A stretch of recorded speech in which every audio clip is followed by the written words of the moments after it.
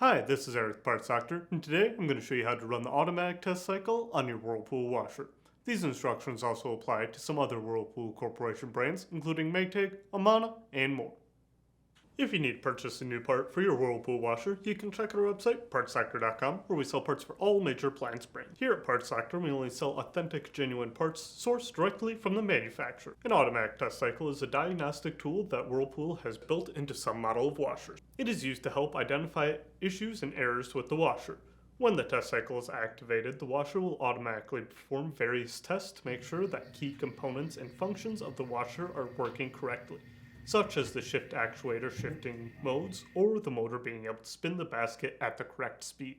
To enter the automatic test cycle, you will have to have the washer plugged in and in standby mode with no lights showing on the control panel.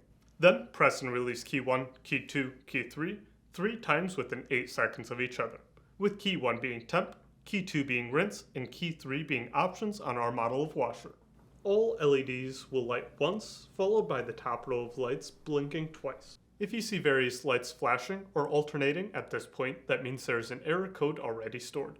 You can watch our other video linked in the description below explaining how to decode or reset them. In this video, we'll assume that your washer has no error code. So next, to enter the automatic test cycle, press key 2, which is rinse, followed by the start button to initiate the cycle.